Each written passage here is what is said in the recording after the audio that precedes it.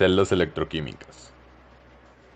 Las celdas electroquímicas, para empezar, debemos saber que son dispositivos experimentales en los cuales se puede generar electricidad mediante una reacción química, o por el contrario, crearla a partir de algunas reacciones químicas en las cuales se ganan y se pierden electrones. A dichas reacciones se les conocen como reacciones redox, y se dividen en dos. Las primeras son las galvánicas, en las que se produce una reacción química espontánea y se genera energía eléctrica, y las segundas son las electrolíticas, en las que se produce una reacción química no espontánea, siendo necesario aportar energía eléctrica al sistema. En una celda galvánica, con el proceso como el que se muestra en pantalla, tenemos que el zinc se oxida y pierde electrones, por tanto pasa a ser el reductor. Y el cobre, al estar ganando electrones, es el oxidante ya que se reduce. En otras palabras, en una celda, el ánodo es por definición el electrodo que lleva a cabo la oxidación, y el cátodo es el electrodo donde se lleva a cabo la reducción.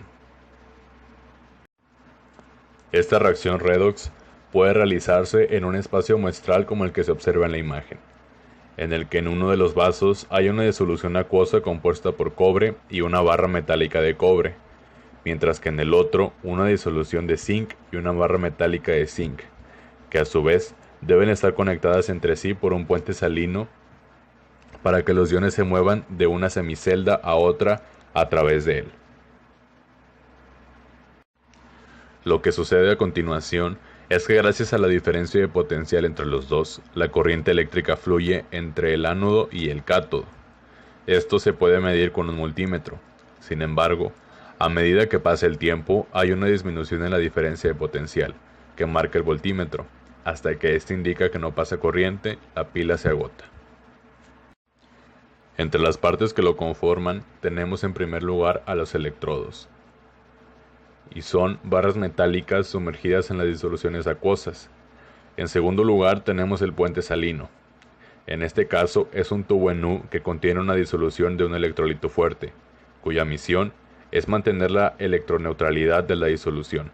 A través de él, los cationes, iones positivos, van al cátodo, y los aniones, iones negativos, al ánodo. Al conjunto del electrodo sumergido en su disolución se le denomina semicelda,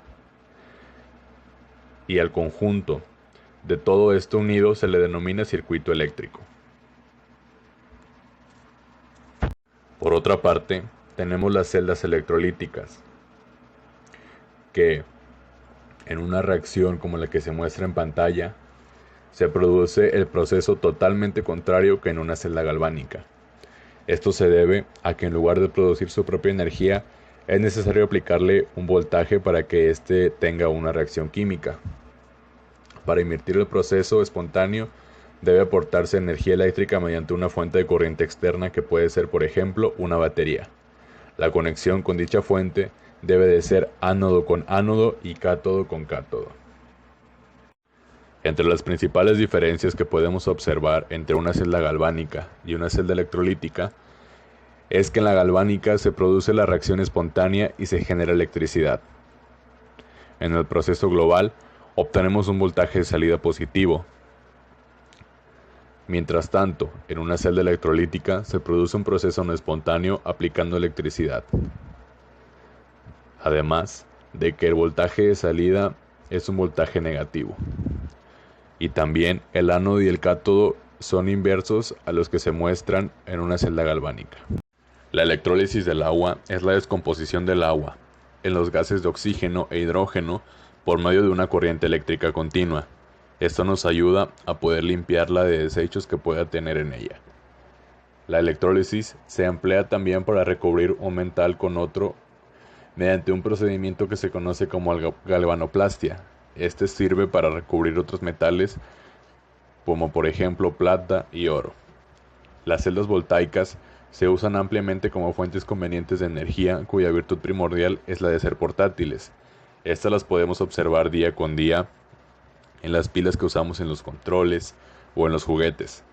Además también las podemos ver en las baterías de los carros. Sin embargo, las pilas comunes tardan entre 100 y 500 años en degradarse. También pueden contaminar hasta 3.000 litros de agua.